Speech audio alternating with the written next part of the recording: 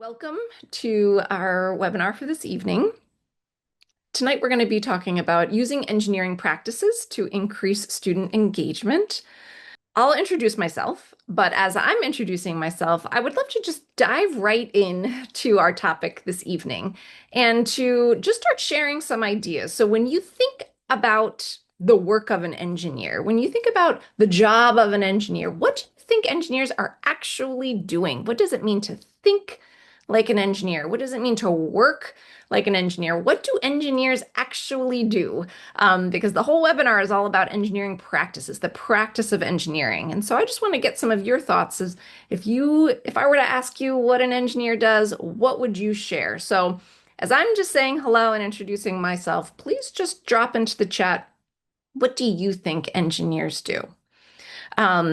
But I will introduce myself. My name is Shannon McManus. I am the Director of Professional Learning at Youth Engineering Solutions. We are the curriculum division at the Museum of Science in Boston. And I'll share a lot of our resources with you, but we're really just going to kind of dive into this idea of the practice of engineering and what engineers do and how we might be able to support our youth and our students in engaging in some of those engineering practices. So it looks like right now we've got some folks mentioning that engineers problem solve. That's probably the core of engineering, is solving problems. They plan, design, they fail, they redesign, try again, they create solutions to problems, design solutions for clients and for humanity. Lots of problem solving, brainstorming. They work in teams. You all have already answered so many or shared so many ideas that we're going to touch upon this evening. So let me just return. I appreciate all of your input into the chat. Oh, we have a mechanical engineer in the house who design equipment for OEMs. Okay. Um, we will talk a little bit tonight, well, a lot of it, about engineering practices and how our students and our youth, especially our young learners, can benefit from engaging in some of those engineering practices. And so our goals for this evening, so I'm hoping by the end of this webinar session, we'll explore some key engineering practices and how they might show up in youth learning. We'll analyze some real examples of students engaging in engineering. We have a lot of really great classroom videos, small little snippets of students engaging in these kinds of practices. And then also thinking a little bit about how does engaging in engineering practices benefit our students? And what do you think? So those are our goals for this evening. And I just wanted to kind of start by framing, one of the most powerful things we see when students engage in engineering is really a shift in their motivation and their excitement about learning. So we often hear from educators that students are really like eager to come to school on days when they know they're going to be working on engineering challenges. A lot of folks in Boston here, we're entering into our spring break next week, and we have a lot of acceleration academies, and we know that these engineering challenges have really motivated students to even come to some of these acceleration academies, to come to summer school, to come to school in general, because they're not just learning, they're actively involved. They're designing, they're testing. A lot of those things that you said in your chat, they're actually really motivating and exciting for students, and they're meaningful experiences for students. So engineering gives students the opportunity to be creative, to give ownership or take ownership of their own ideas. See that there's not just one right answer. So many times in school now, there is one right answer. And so engineering finally brings students some opportunities to bring creativity. And that kind of environment invites more students in, especially those who might not always feel successful in more traditional academic settings. So that being said, let's think about, well, you've already thought a little bit about what engineering actually is. What kind of work do we want our youth to engage in, and what kind of work do they find so engaging, and how students might benefit from engineering? So before I kind of give you our big long list of engineering practices, we've done a lot of research thinking about what is the practice of engineering? What do real engineers do? What do we want our youth to do? I want to just share a quick video of what students engaging in engineering practices might look like. So this might be something that you're already doing, it might be something that you can encourage in your classrooms or your settings with just a few small changes in practice, or it might be something brand new to you. But I just wanted to kind of set the stage here for when we're talking about engineering in classrooms and with students. This is what we're talking about. Let's see what happens.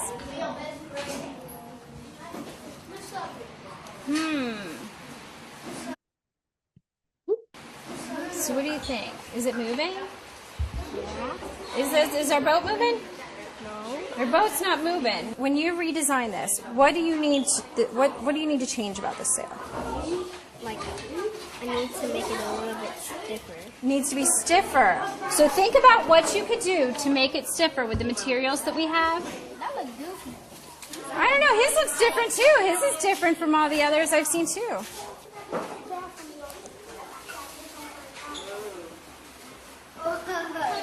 Is it catching? Look at that. Yeah, it is. Do you think there's anything that you could do that would make it go even farther? Yeah. Well, this one's interesting. Let's see. Go. You put it in there. How is it going to go? Before you even start, I have a question for you. Everybody else who brought theirs back here put it up here on the top. How come you made yours go forward?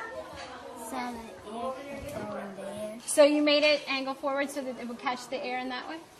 Interesting. Is it catching the air the way you thought it would? Okay, so that's just a little teaser to get us thinking about, you all shared what you think the work of real engineers do. I wanted to just share what we envision youth engaging in the practice of engineering looks like. So, what I had mentioned before is that we've conducted here at Youth Engineering Solutions a lot of research around engineering practice. So, every discipline has its own set of professional practices. So, like specific skills and behaviors and ways of thinking that lead to success in that field. So, as teachers, we always go beyond the facts of a subject to help students develop the practice of that discipline. So, like revising an essay to behave like a writer or following a defined method of inquiry to think like a scientist. So with instruction and with practice and reflection, students develop these skills and begin to see themselves as capable participants in each discipline. Engineering is no different. And just like other disciplines, engineering practices can be taught deliberately in any classroom. And so we believe that these patterned behaviors and students engaging those patterned behaviors and ways of thinking can really create knowledge and products, and engagement in those practices will also eventually shift their own identities and thinking of themselves as engineers, thinking about themselves as STEM people, and really just shifting their identities in general. And so we've done research conducted by, again, our Youth Engineering Solutions team. We've identified 16 common engineering practices. We'll explore a few of these in our webinar tonight. I'm also going to share a lot of resources that are embedded in our curriculum products and on our website, where you can learn more and dive deeper about all 16 and really try to kind of foster and bring these experiences into your own setting to encourage youth to engage in some of these practices. So the very first one, and I think this is very evident since you all mentioned this in your chats, the core practice of engineering is problem solving. And engineers don't just solve problems willy-nilly. They use a systematic iterative process called the engineering design process. And there are many different engineering design processes. So in our curriculum, we have our core engineering design process for elementary school, but you can actually, find engineering design processes that are appropriate for any age. And so for our young children, maybe in preschool, they might only have 3 or 4 steps to problem solving. In middle school, you might increase that number of steps to 8 steps, and professional engineers actually may have dozens of steps as part of the engineering design process.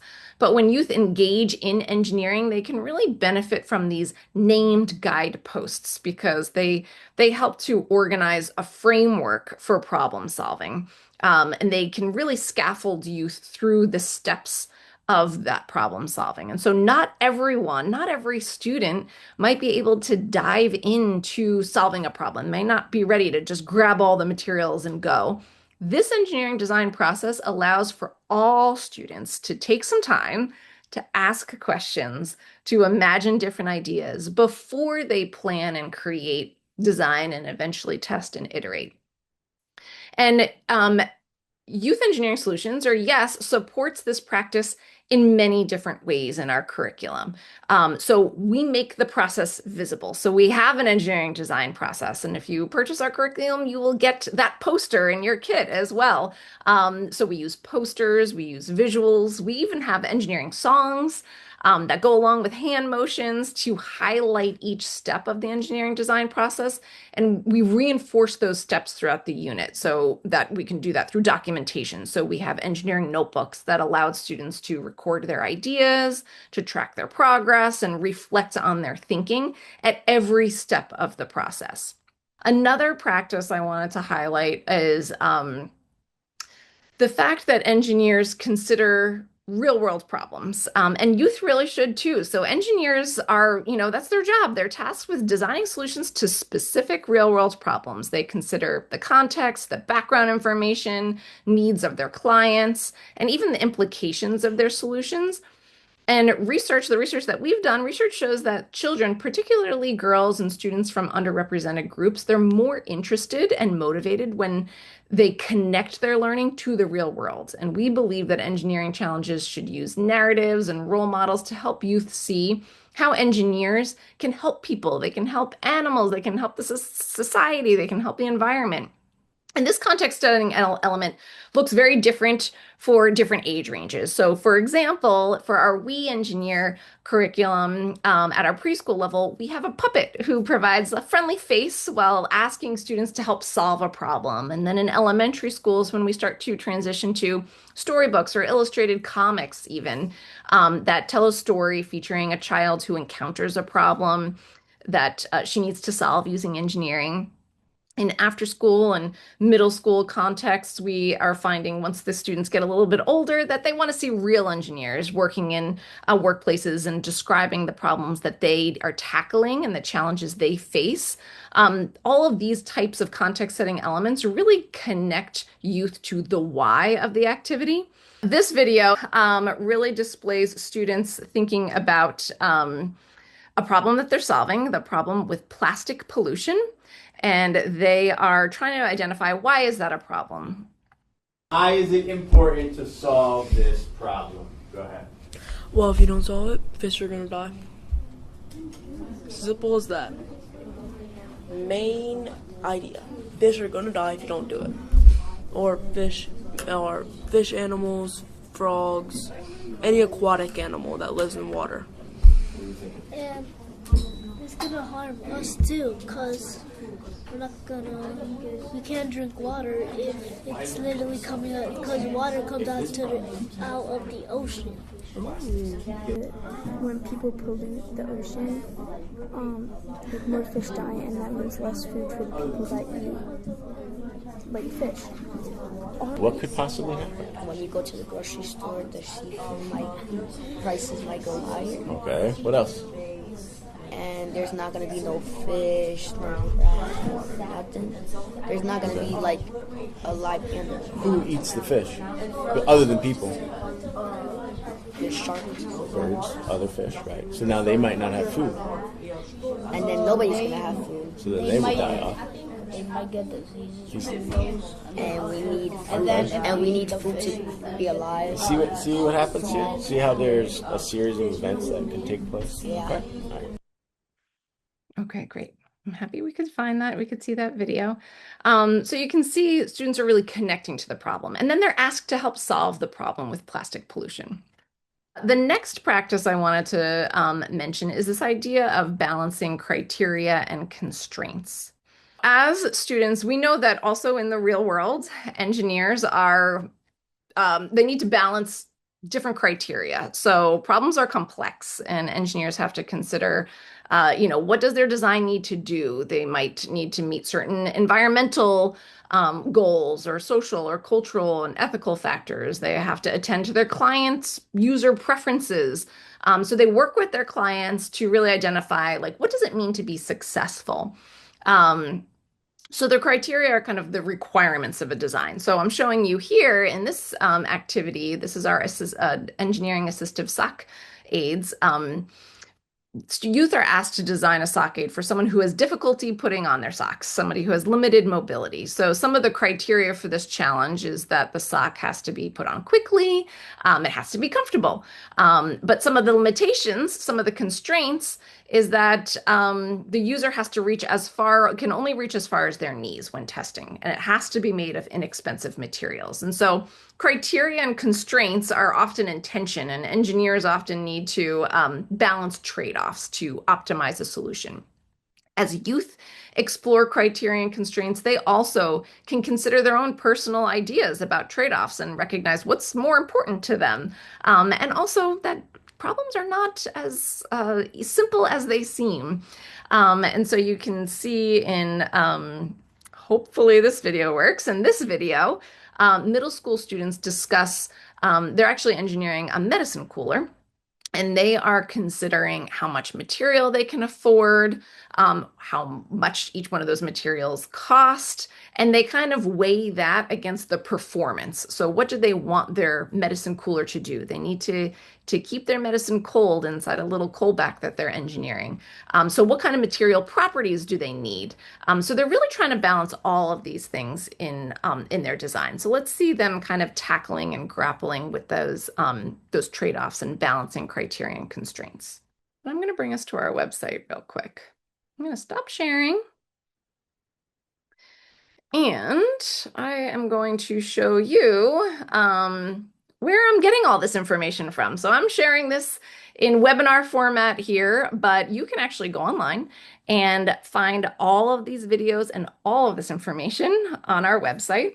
So on our website, we have a learning library here that really highlights all of these engineering practices. And we have all the video that I want to show and all of the things I'm talking about and saying, like, why is this important for youth?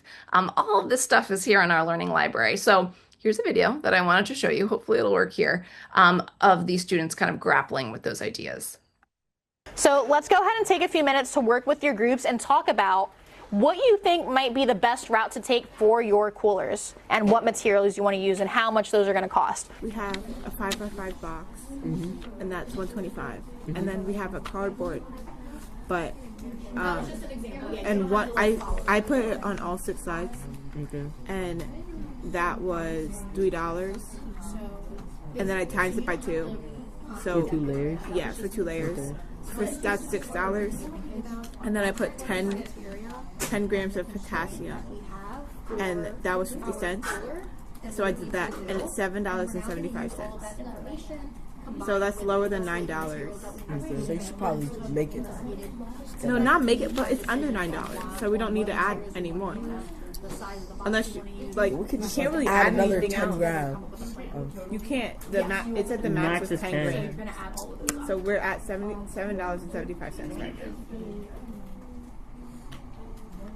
And I think that's because I tried the felt, and the felt was too expensive. And so can we add 2 different installations? Absolutely. Okay. Oh, we could? We can add aluminum foil on the outside. Yeah, you can do. Oh, that is something okay. else. Yeah, you can add materials to the outside. So you of want the to box put a layer of aluminum foil? Yeah. What's up? Put some styrofoam. No, the aluminum foil can reflect the light. That your group wants to make. On the outside of the box? Yeah, on the outside. So how much are we at? So if we plus 1.5, probably $8. That is $8, or no, I think that would be $9. Oh, we're over. You can replace one of the cardboard layers with a cheaper. It's like 9.20 or something. 10.25. We can there's nothing else cheaper than cardboard. Yes, there is aluminum foil. Yeah, Yeah, beside no, that. we're at 8.75. Okay. So we have just enough. Okay. But then the cold pack is 60 cents. I forgot. So then we can't do aluminum foil on the outside. Or we have to make the box smaller. Or we can decrease the potassium. So you can see those students. I love how they just kind of grapple. They keep going back and forth with, trying to balance all of these criteria and all of these constraints. Yes, that is one of the core practices of engineering. And now I'm going to try a different version of my PowerPoint here and see if it goes a little bit faster. But another core practice of engineering focuses on materials and their properties. And engineers have to investigate and consider how materials can be used and which materials are best for a certain task or design. And so all materials have properties. It can be fuzzy, transparent, strong. But the properties will dictate how a material behaves. And engineers, as they design solutions, they think very, very carefully about which materials they can use. And so youth are also and should also be encouraged to consider like what properties actually matter for a design. So what does a bridge need to do? Is it important that it's a red bridge or is it important that it's strong? So we want to think about the strength of a material when we're thinking about bridge design. So you can see in here these property charts. These are the types of resources that we encourage educators to utilize when implementing our engineering design challenges. It's one way to kind of display what students learn about materials. Naming the properties of materials can also help build some vocabulary. And really, in all of our YES units, students explore how materials behave and perform. So that's one of our core lessons that we always have in our units.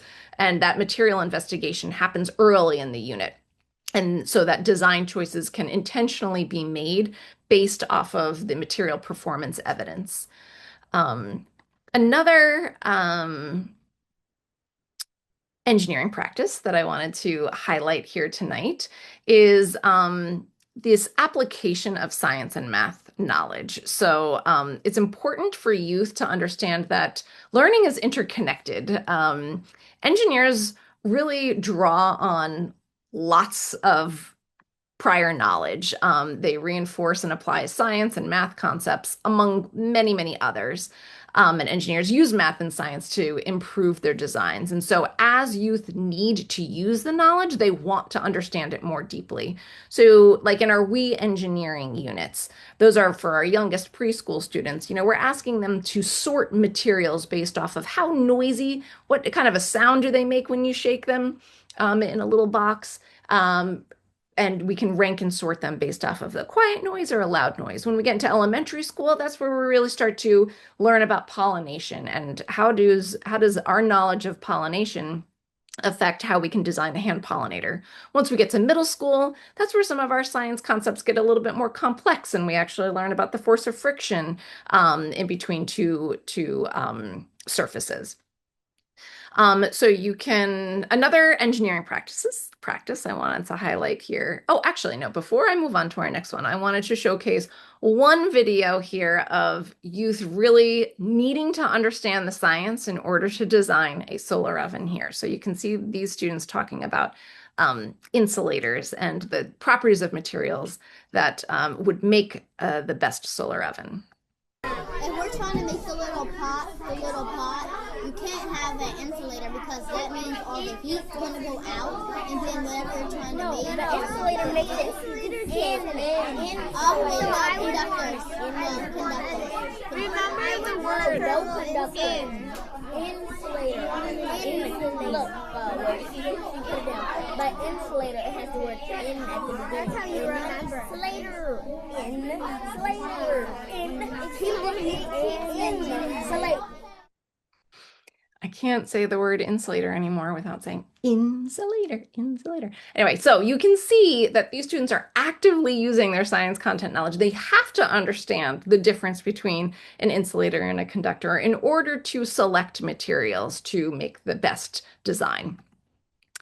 Another practice, engineering practice that I wanted to highlight here is this idea of envisioning multiple solutions. So engineers, they use their creativity to envision multiple solutions. The problems that engineers tackle are open-ended. They often have multiple possible solutions, and often the solution kind of depends on the context. And so youth should use knowledge and creativity to solve problems that are open-ended. They should be invited to bring their background experiences, bring their culture, bring the interests, their own interests to the problem.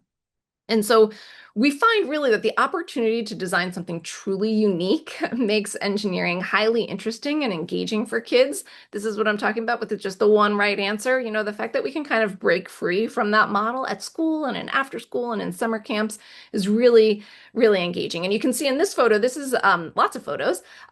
These are all these youth engineered pencil cases. So youth are given the same problem, they're given the same criteria and constraints, and it's really amazing to see the different solutions that they come up with.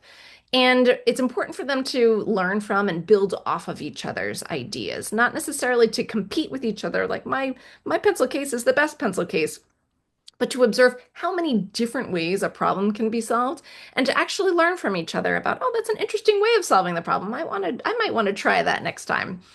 And so our curriculum, Youth Engineering Solutions, we support that idea. We support and trying to create multiple different solutions by having an explicit imagine stage of our engineering design process. So we always give students time to brainstorm on their own, and then once they bring their brainstorm ideas to their group members, we have scaffolded prompts to help them kind of share their ideas and collaborate and come up with a plan together. And so this is how we can kind of see lots of different ideas here and solutions to a problem. And one of my favorites here is the idea that engineers persist, and many of you mentioned this as well. So engineers fail often, and they learn a lot from those failures. And so when we talk about problem solving and seeing this learning as interconnected, the most important understanding that I think students can walk away with after an engineering experience is that it's okay to fail. Real engineers embrace this idea. It helps them to learn what works. They learn from failure, they revise and improve their design. And this requires perseverance and improving through multiple iterations. And so you can see, in most engineering design processes, there is an improve or an iterate step. It's built in. So students know right away that they are going to have another shot at this. When one of their first designs fails, it actually helps them to learn more and they can improve in subsequent designs.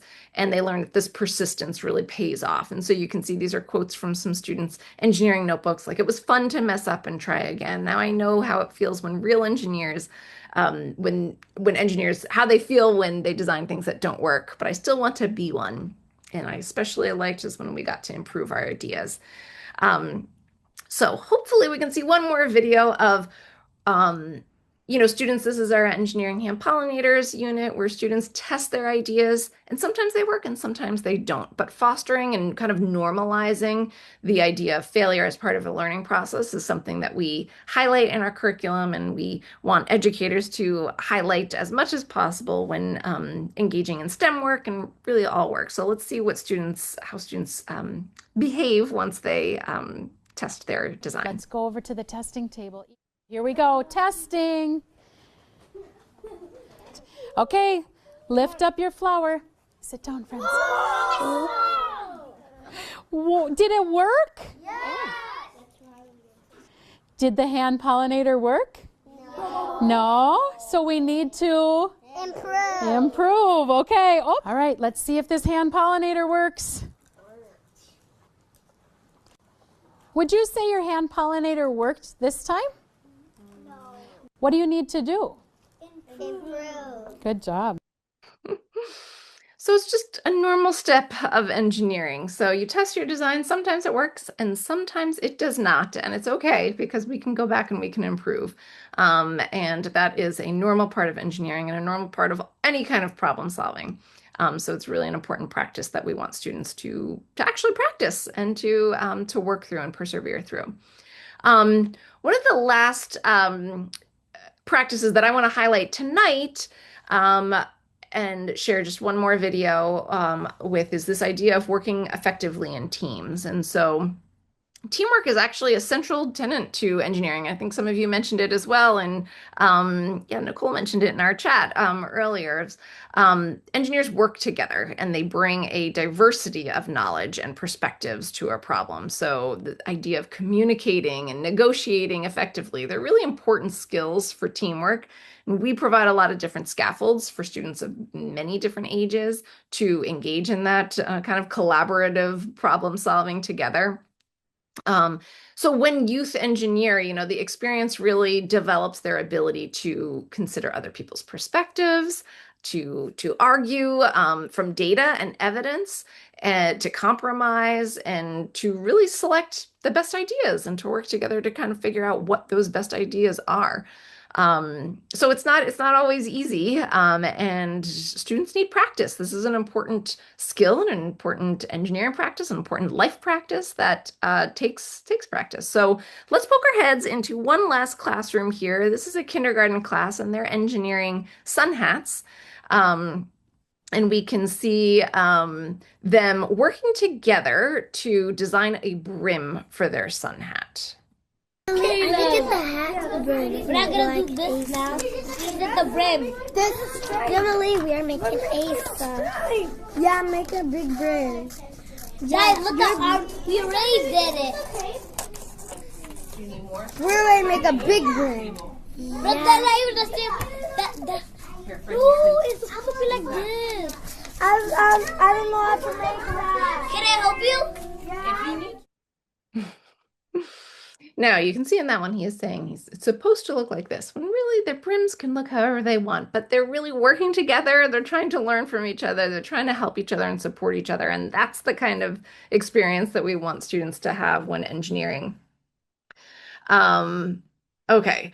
Well, what I want to do now is we can reflect a little bit, but then if I have a moment, I want to go back and show you our adorable kindergartners or preschool students singing our engineering song, but maybe that'll be a little highlight for the end. But let's just return to these 16 practices. Now, I didn't walk through all of these. I didn't talk through every single one of the 16 practices. But I did just want us to reflect for a moment. We talked a little bit about considering problems in context and using problem-solving processes. So what I want us to do is just reflect for a moment, look at these 16, and think about which practice your students might benefit from. So if you're thinking about bringing STEM, if you're thinking about bringing engineering into your settings, why don't you just share in the chat, if you want to focus on one practice or two practices, which ones do you think are most important for your students? What would they really benefit from in practicing and in engineering? So you can share, you want them to persist through failure. You want them to make evidence-based decisions. If you wouldn't mind just dropping into the chat a practice that you might see your students benefit from. Oh, a brief explanation of systems thinking. Yes. So systems thinking is really thinking about the fact that there's multiple parts to a solution. And so in some of our engineering design challenges, thank you so much for asking that question. In some of our engineering design challenges, we ask students to engineer systems, for example. So for example, like our magnetic door design challenge. We ask students to design a door that will open once a dog gets close to it. And we want it to do a lot of different things. We want it to use like magnets, to use the force of repulsion. So we need to understand not only like the forces that will create and have the door swing open, but also, how it's going to close and how the dog will walk through it. And so there's kind of a system that they're trying to solve. But also the fact that all of these engineering challenges are, you have to kind of think more broadly about the entire system that you're engineering within. And so thinking about all the different aspects that they need to consider, the criteria and the constraints. And so I would say for the most part, the idea of just the fact that they need to engineer systems that might have, you might need to have a hand pollinator that has a handle and a a tip that will actually pick up the pollen. So oftentimes we ask students to actually engineer objects and systems that have multiple parts to them. And I would encourage you to go to our website too and see some of the videos that we have of students really talking through some of those systems and working through, all the different pieces that they need to engineer. And it all has to kind of come together to work together. Okay, so we see folks are really interested in, having their students iterate and improve, making evidence-based decisions, persisting through failure, this idea of collaboration, persist through failure, working in teams. And yeah, this idea of identifying as engineers as well. We want them to really start thinking of themselves as engineers. And oftentimes we find that just the act of engineering, the act of engaging in an engineering design problem and challenge helps them to see themselves a little bit differently. I actually did one of these activities in in my child's class this year.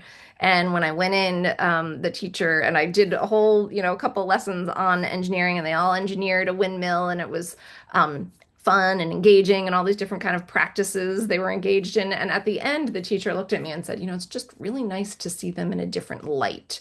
Really engineering brings so many different aspects out of students that it's really interesting to see how students start to see themselves differently, how teachers start to see their students differently.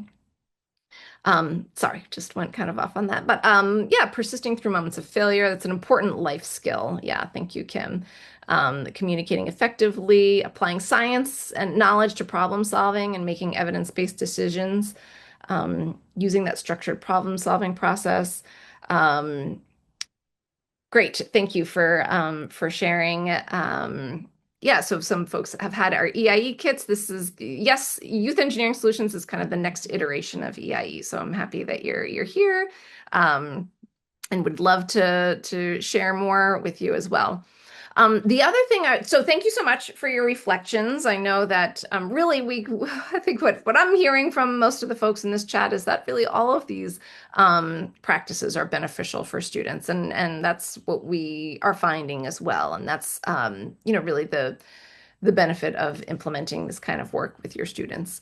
I also just wanted to mention that, I've shared a little bit about, I showed you a lot of video of what these experiences look like in classrooms.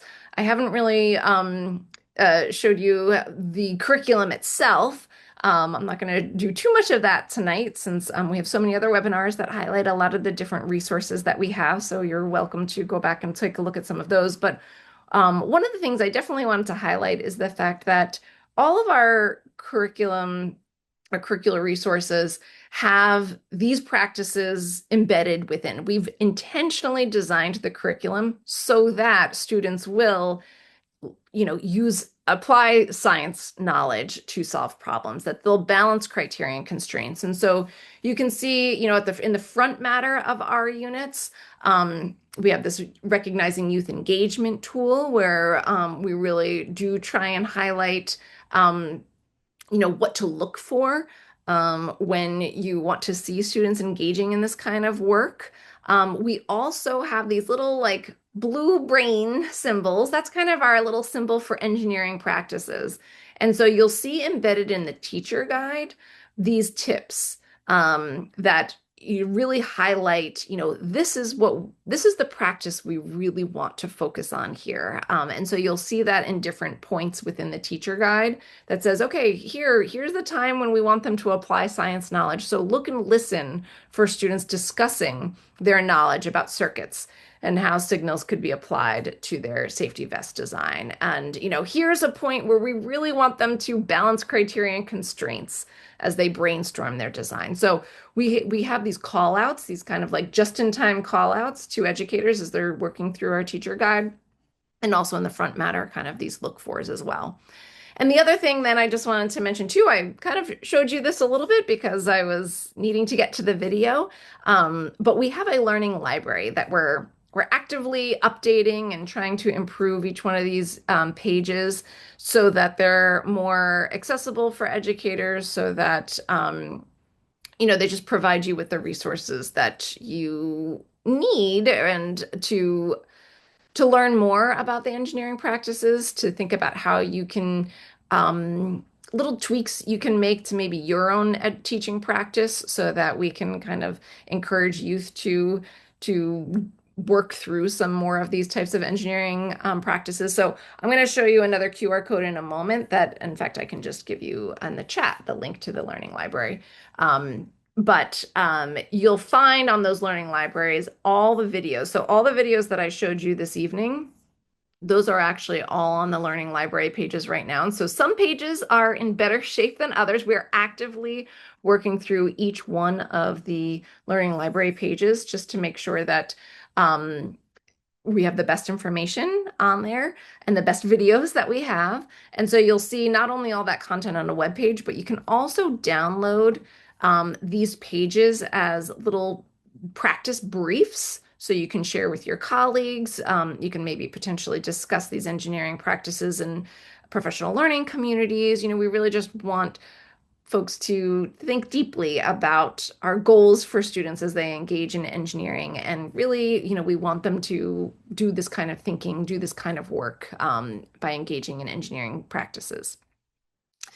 And just if you're not already familiar, I've been referring to YES and Youth Engineering Solutions this whole time. I think somebody also just mentioned that, they've used our EIE unit. So we are the same organization that brought you Engineering as Elementary. We've recently, over the past couple of years, just transitioned our name now to Youth Engineering Solutions. So a lot of the same units that you might be familiar with EIE. We have many of those units now, but they kind of have a new look to them. And so we have all these different products. Youth Engineering Solutions STEM event activities, if you're looking for family nights. We have enrichment units, which are a little bit more flexible, maybe not as closely tied to the science content, more designed for like after school, summer camps. And also STEM classes. We see a lot of STEM educators using the enrichment because they're a little bit shorter, a little bit more flexible. Our elementary units, our middle school units, and then of course those cute little We Engineer preschool students who engage in engineering design, the engineering design process as well. That's our We Engineer. And so we have a lot of different resources, educator guides. And again, you can see here in this little educator guide, this little blue brain here, this little blue call out box. And so all of our resources are designed intentionally to be educative for students, for educators, so that as you're actually teaching, you can kind of refer to the teacher guide and really start to understand, okay, so this is where they're supposed to be balancing criteria and constraints. This is where we're really focused on collaboration. So we try for each one of our lessons to have kind of like a focus practice, so that it's kind of helpful for you to bring that out in students as well. We have slides, we have material kits, how-to videos, family resources, lots of resources all available online. You can go for free access. You can go to our website, go to Explore Curriculum. And if you're interested in, say, some of these elementary units, you can just click on Yes Elementary. And then, say if you're interested in plastic filters, you would click on that unit, and then you can just go ahead and download those resources. You can, clicking on download resources will just bring you to a Google Drive, and you can download those teacher guides, download the slides. You can also on the website here purchase the material kits that we have for sale, just to help make that implementation a little bit easier. So the last thing I just wanted to mention before maybe I go back and show you the cute song of kids, we can just kind of go out with a song about engineering. Thank you for being here. We'd love to see you again. So you can use this QR code. You can also, I'll put the link to just our professional learning page right here. We'd love to see you again. We have more webinars coming up. Actually, just one more for this school year in May. On May 7th, May 6th, we have, and this is the same QR code, our next webinar from 7 to 8 Eastern as well. It's Discover the Latest from YES. So we have some really exciting new units coming out. Our Engineering Parachutes unit, which is actually very similar to our old EIE Engineering Parachutes unit. So if that's one that you loved, we're bringing it back in kind of a new YES format. We also have a really exciting wearable alerts unit for middle school, a vision extenders unit for middle school. So some really exciting units to showcase. So we will be sharing some of the latest resources so that you can kind of think about them over the summer and think about implementing them in the coming school year or even during summer school. So join us for our next webinar, but also we'd love to have you in Boston when you're on our professional learning page. You'll be able to see our upcoming workshops and webinars there as well. Feel free to join us in Boston in June and July. We will be holding workshops in person here, so this is where you'll find our workshops and webinars. So what I'll do, thank you again for joining us. I appreciate you taking the time to be here this evening. I'm going to wrap up. Now's a good time if you want to sort of raise your hand and ask any questions. You can drop any questions you might have in the chat. But I am going to play that video of our kindergarten students singing the engineering song as you depart. So again, feel free to sign off. I'll be signing off in a moment, but I'll also be here to answer any questions. So feel free to raise your hand and I can unmute you. But as you're all kind of signing off, I will just play this one last video here. My friends, it's time. It's time for our favorite song. We are engineers. We are engineers. We can solve problems 'cause we are engineers. First we explore, then we create, improve to make it better 'cause engineers are great.